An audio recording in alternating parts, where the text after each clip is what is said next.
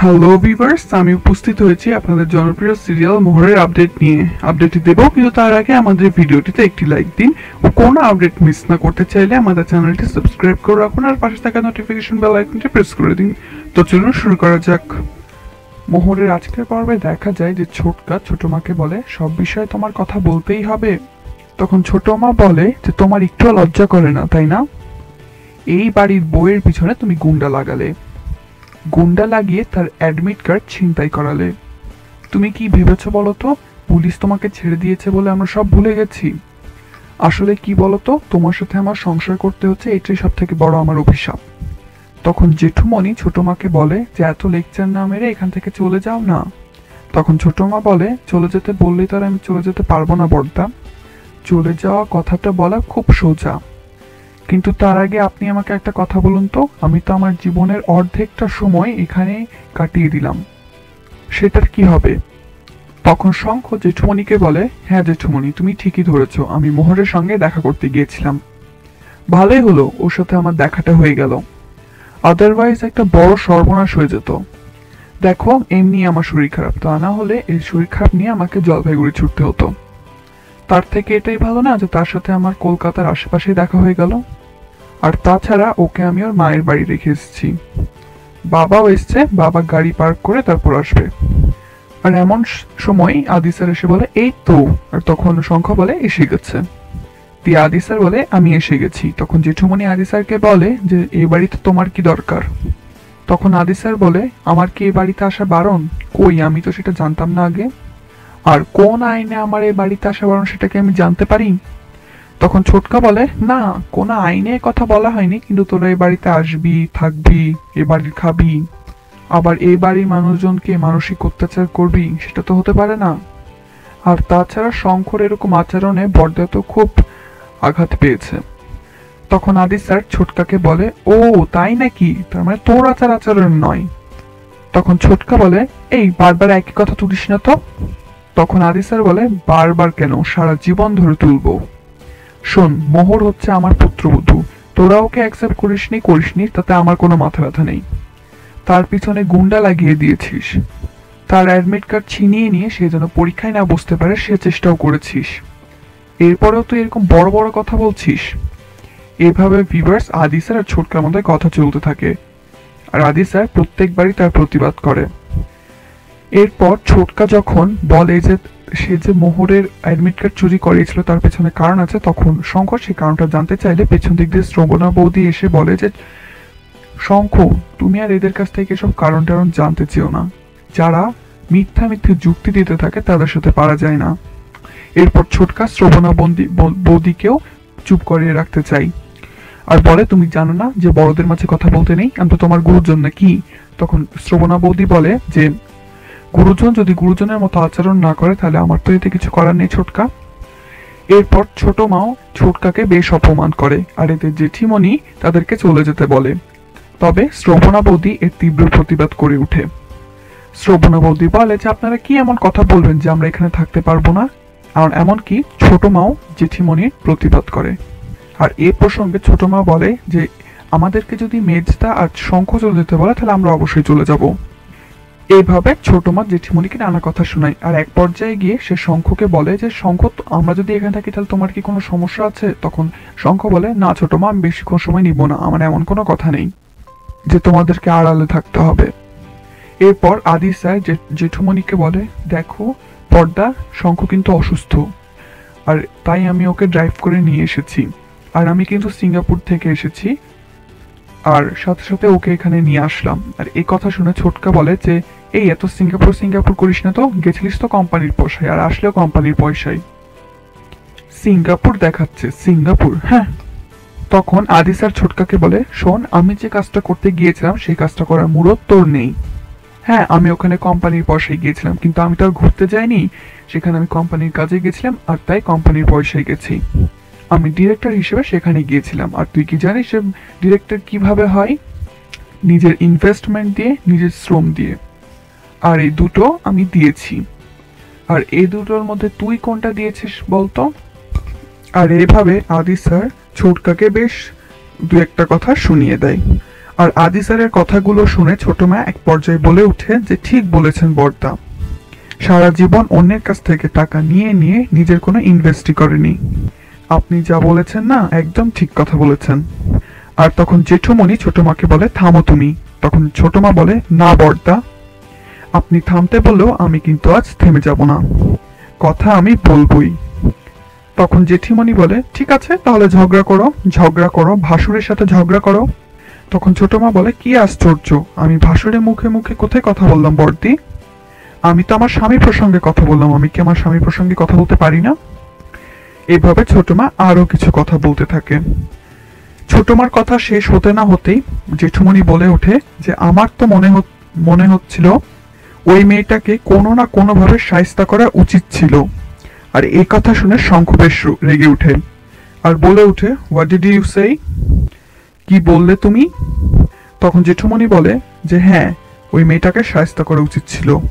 তুমি তো মেয়েটার সব কীর্তিকলাপ জানোই, তারপরে যে তুমি কেন ওর উপরে এভাবে গলে যাও আমি কিছুই বুঝতে পারি না। তুমি না নিজে থেকে ওর দিক থেকে মুখ ফিরিয়ে নিয়েছিলে? তখন শ্রবণা বৌদি বলে উঠে যে শঙ্খ কোনোদিনও নিজে থেকে মোহরের দিক থেকে মুখ ফিরিয়ে নেয়নি বাবা, ও মুখ ফেরাতে বাধ্য হয়েছে। আর সেই বাধ্যটা করেছে কিছু বাইরের লোকজন, এই শ্রেষ্ঠার মতো কিছু লোকজন। আর এরপর শ্রবণা বৌদি শ্রেষ্ঠার দিকে তাকিয়ে বলে সত্যি শ্রেষ্ঠা, তোমার কি ইন্টারেস্ট গো? সে কোন সকালবেলা থেকে, যখন শঙ্খ হসপিটাল থেকে ফেরেনি সে তখন থেকে তুমি এখানে ঠায় বসে আছো। তখন শ্রেষ্ঠা বলে উঠে দেখো শ্রবণাদি, বাজে কথা বলো না হ্যাঁ, আমি এখানে কিন্তু এমনি এমনি বসে নেই, আমি এখানে কলেজের এক্সকারশনের অ্যারেঞ্জমেন্টস করছি। দিয়ে জেঠুমণি বলে উঠে যে হ্যাঁ, এই এডুকেশনাল এক্সকারশনে মোহর বসু যেন কোনোভাবেই না আসতে পারে। আর তখন শঙ্খ বলে উঠে যে আর ওই ইনস্টিটিউটে যদি আমাকে যুক্ত থাকতে হয় তাহলে মোহর বসু এই এক্সকারশনে যাবে। তখন আদি স্যার বলে উঠে যে মোহর বসু আমার কি দোষ করেছে যে সে এক্সকারশনে যেতে পারবে না? কি অপরাধ করেছে? ওর মতো একটা ভালো স্টুডেন্ট যদি এক্সকারশনে যায় তাহলে তো ওর মার্কস যোগ হবে। ওর অপরাধটা কি? কেন ওকে এই স্যাক্রিফাইসটা করতে হবে? হ্যাঁ, এটা ঠিক যে ও এই বাড়ির একজন ক্রিমিনালকে ধরিয়ে দিয়েছে, আর এটা যদি ওর অপরাধ হয়ে থাকে তাহলে আমি তো বলবো ওকে ফ্রিতে এডুকেশনাল এক্সকারশনে নিয়ে যাওয়া উচিত, তাহলে সেটা তার অ্যাওয়ার্ড হবে একটা। তখন শঙ্খ বলে উঠে ফ্রিশেপের কোনো দরকার নেই, সে বেকার হতে পারে কিন্তু তার হাজবেন্ড বেকার নয়, তার হাজবেন্ড যথেষ্ট পয়সা উপার্জন করে, আর তার পুরোটা সেই কলেজ থেকে উপার্জন করে না, তার স্বামী বিদেশে চাকরি করে অনেক টাকা জমিয়েছে, তাই এই কলেজে যদি সে ছেড়ে দেয় তাতে তার কিছুই যায় আসবে না। আর হ্যাঁ, একটা কথা জেঠুমণি, স্পষ্ট করে জানিয়ে রাখছি, যদি মোহর এই এক্সকারশনে না যায় তাহলে তোমাদের কলেজের কিন্তু খুব খারাপ দিন আসবে, কারণ আমি সেই দিনই আমার রেজিগনেশন লেটারটা তোমাদের সবাইকে জমা দিয়ে যাব। আর এরপর জেঠিমণি শঙ্খকে বলে এই মেয়েটা তোমার উপর কি জাদু করেছে? হ্যাঁ, তোমার উপর জাদু টাদু করেছে নাকি? অর্থাৎ মোহর যে শঙ্খকে কি এমন করেছে যার জন্য শঙ্খ এভাবে প্রতিবাদ করছে তা নিয়ে কথা বলতে থাকে জেঠিমণি। তখন শঙ্খ বলে এখন থাক না সব অবান্তর কথা।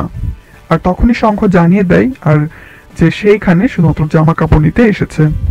আর এরপর এই কথা শুনে জেঠুমণি আর জেঠিমণি বেশ অবাক হয়ে যায়, আর জেঠিমণি আদি স্যারকে খোঁটা দিতে থাকে যে আদি স্যার যেহেতু এই বাড়িতে থাকেনি সুতরাং সে এখন শঙ্খকেও নিয়ে যাচ্ছে। তবে আদি স্যার এর তীব্র প্রতিবাদ করে আর এমনকি এই কথা বলে আমি এই বাড়িতে থাকতাম যদি তোমরা আমার স্ত্রীকে এখানে মেনে নিতে। তোমরা আমাকে মেনে নিবে অথচ আমার স্ত্রীকে মেনে নিবে না, আমার যত্ন আপনি করবে অথচ আমার স্ত্রীর যত্ন আপনি করবে না, এটা তো হতে পারে না। এমনকি তোমার শঙ্খকে মেনে নিবে, মোহরকে মেনে নিবে না, তা তো হয় না। এখন মোহর হচ্ছে শঙ্খের দায়িত্বে রয়েছে। অর্থাৎ আদি স্যার বেশ প্রতিবাদ করে এই বিষয়টা নিয়ে। আর এমন এক সময় ছোটকা বলে উঠে মোহরকে তো আর আমরা কেউ তাড়িয়ে দিইনি, মোহরকে তো শঙ্খ তাড়িয়ে দিয়েছে। তখন শঙ্খ ছোটকাকে বলে উঠে যে ঠিক আমি কি কারণে মোহরকে তাড়িয়ে দিয়েছিলাম সে কারণটা কিন্তু তুমি জানো, আর কারণটা ছিল মিথ্যে, সুতরাং নতুন করে এই প্রসঙ্গটা প্লিজ আর তুলো না। এরপর ছোটকা আরো কথা বলতে থাকে আর এক পর্যায়ে বলে উঠে দেখ শঙ্খ, বাড়িতে এত কিছু ঘটে গেল, এরপরে আমরা কিন্তু তাকে তাড়াইনি, তাড়িয়েছিলি তুই। এরপর ছোটকা শঙ্খর সাথে আরো কথা বলতে চাইলে শঙ্খ বলে দেখো ছোটকা, তুমি যে যে সময়টুকু পার করেছো, যে যে অবস্থার মধ্যে দিয়ে তুমি গেছো, তারপরেও তোমার এসব কথা বলা কি সাজে? ছোটকা, তুমি এখানে দাঁড়িয়ে কথা বলছো কি করে, সেটাই তো আমি বুঝতে পারছি না। আর এই কথাগুলো শুনে ছোটকার মুখ একেবারে চুপসে যায়। আর এদিকে ছোট মাও ছোট ছোটকাকে আরো অপমান করতে থাকে, তাকে নির্লজ্জ বলে সম্বোধন করে। আর তখন ছোটকা বলে ওঠে যে আমার যা বলার আমি সব দাদাকে বুঝিয়ে বলেছি, দাদা গুরুজন আমি সব বুঝিয়ে বলেছি, সবাইকে সব কথা বলতে তো আর আমি বাধ্য নই। তখন শঙ্খ ছোটকাকে বলে যে কি বলেছো, হ্যাঁ তুমি কি বলেছো? তখন ছোটকা বলে বলেছি আমি সব বলেছি, যা যা বলার সব বলেছি বড়দাকে। আর দাদা বুঝে হচ্ছে সব, কিভাবে আমাকে ফাঁসানোর চেষ্টা করেছে, গট আপ সব গট আপ কিস্ত। আর এই কথা শুনে শঙ্খ আর ছোট মা বেশ হাসতে থাকে। আর আদি স্যার বলে উঠে এই কথা শুনে তোর 2 বছরের বাচ্চাও বিশ্বাস করবে না, শুধু শুধু আর নিজের দোষটা ঢাকিস না। এর কিছুক্ষণ পরই শ্রেষ্ঠা বলে উঠে আচ্ছা যাক জেঠুমনি, আমি তাহলে এখন আসি। তোমাদের বাড়ির ছেলে বাড়িতে ফিরে এসেছে, তুমি তার খবরও পেয়ে গেছো, এবার আমি উঠি। শুধু শুধু আর এখানে বসে এই অপমানটা নেওয়ার কোনো মানে হয় না। এতক্ষণ তোমরা থাকতে বলেছো বলে আমি ছিলাম, তা না হলে এখানে আমি থাকতাম না, এই ভুলটা আমি ভুলেও করতাম না। আর শ্রেষ্ঠার এই কথা শুনে ছোট মা, শ্রবণা বৌদি আর শঙ্খ বেশ বিরক্ত ভাব প্রকাশ করে। আর তখন জেঠিমণি শ্রেষ্ঠার গুণগান গাইতে থাকে যে সে হসপিটালে কি কি করেছে না করেছে। আর শেষ পর্যায়ে গিয়ে বলে হ্যাঁ আর এটাই তোমার ন্যায্য পাওনা। শঙ্খর দিকে তাকিয়ে জেঠিমণি আবার বলতে থাকে হ্যাঁ এটাই তোমার ন্যায্য পাওনা। দেখো শঙ্খ তোমাকে এখন চিনতেই পারছে না। তখন শঙ্খ বলে না না না জেঠিমণি, কোথাও একটা ভুল হচ্ছে। জেঠিমণি ওকে চিনতে না পারার তো কোনো কারণই নেই, শি ইজ মাই কলিগ, সে তো আমাদের কলেজে পড়ায়, চিনতে তো হবেই, কাজের ক্ষেত্রে কাজের বাইরে কত বেশি ওর সাথে আমার কথা বলতে হবে। তখন শ্রেষ্ঠা বলে ও আমি শুধু তোমার একজন অফিস কলিগ, তোমাদের কলেজের টিচার, এর বাইরে আর তোমাদের সাথে আমার কোনো সম্পর্ক নেই আর কোনো পরিচয় নেই আমার। এই কথা শুনে শঙ্খ হাসতে থাকে। তখন আদি স্যার বলে যে যা ছিল ছিল, এখন তো আর নেই, এখন এই প্রসঙ্গ কেন টেনে আনছো? তখন শ্রবণা বৌদি শ্রেষ্ঠাকে বলে দেখো শ্রেষ্ঠা, যে ছেলেটা একটা মেয়েকে ভালোবেসে বিয়ে করেছে তারপরেও কি তুমি চাও যে সে ছেলেটা তোমার প্রতি আলাদা দৃষ্টি দিক, তোমাকে আলাদা চোখে দেখুক? কি করে চাও গো? সেটা কি সম্ভব?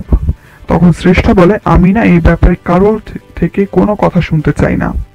শঙ্খর সাথে আমার একটা বন্ধুত্ব ছিল, আছে আর ভবিষ্যতেও থাকবে।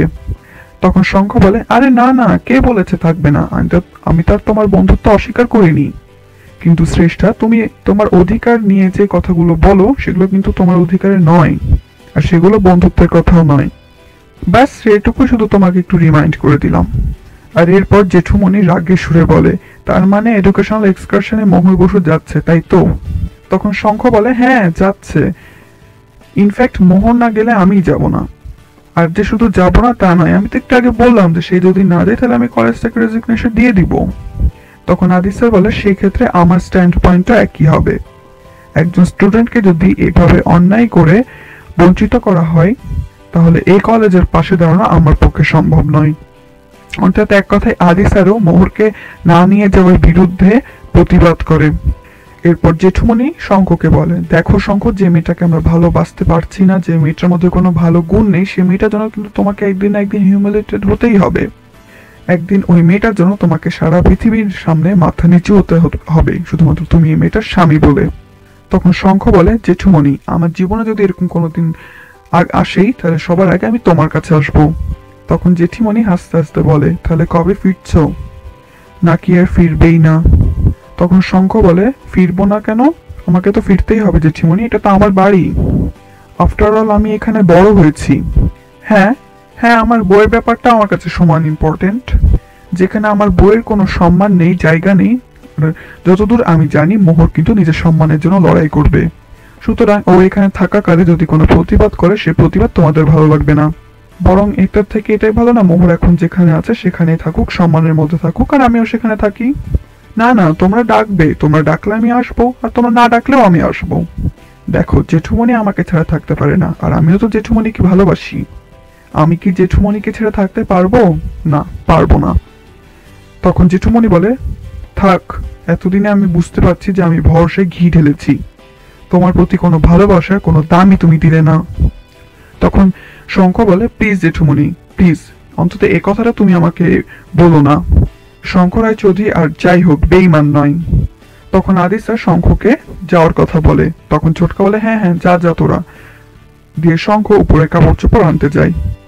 এরপর দেখা যায় যে শঙ্খ আদিতি ম্যামের বাড়িতে উপস্থিত হয়ে মোহরের পায়ের উপর মাথা রেখে শুয়ে থাকে। আর মোহর বলে যে, আচ্ছা তুমি যেভাবে ওই বাড়ি থেকে চলে এলে ওরা কিছু বললো না? তখন শঙ্খ বলে, হ্যাঁ তা একটু হয়েছে তো। তখন মোহর বলে, না আসলে আমি এমনি জিজ্ঞেস করছি, আসলে সবটা তো আমার জন্যই হয়েছে। তখন শঙ্খ বলে, তো কি করব বলো, চলে যাব নাকি? এইভাবে মোহর শঙ্খের মধ্যে বেশ কিছু রোমান্টিক পূর্ণ কথাবার্তা হয়।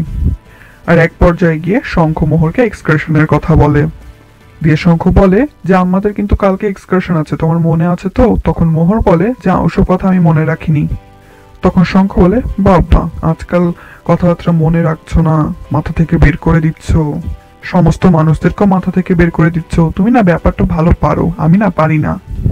এরপর মোহর শঙ্খের উপর রাগের চোখে চোখে তাকিয়ে থাকে। তখন শঙ্খ বলে, আচ্ছা আচ্ছা ঠিক আছে ঠিক আছে, আচ্ছা আচ্ছা প্রমিস করেছি তো আর ঝগড়া করবো না। তখন মোহর বলে, তুমি না কোনো প্রমিসই রাখতে পারো না। তখন শঙ্খ বলে, হ্যাঁ এইটা তুমি ঠিক কথা বলেছ, এই কাজটা না আমি একদম পারি না, বুঝেছ?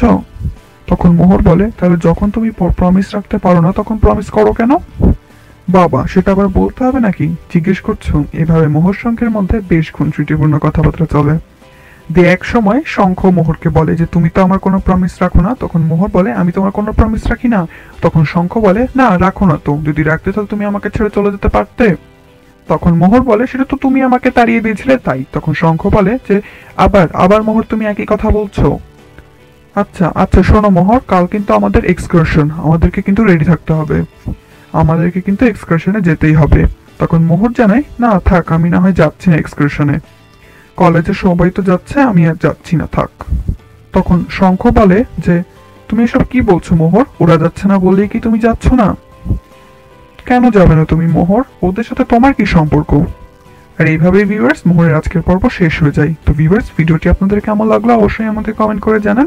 আর এরকম নতুন নতুন ভিডিও পেতে এবং আমাদের চ্যানেলের কোনো ভিডিও মিস না করতে চাইলে আর দেরি না করে এখনই সাবস্ক্রাইব করে রাখুন আর পাশে থাকা নোটিফিকেশন বেল আইকনটি প্রেস করে দিন। ধন্যবাদ।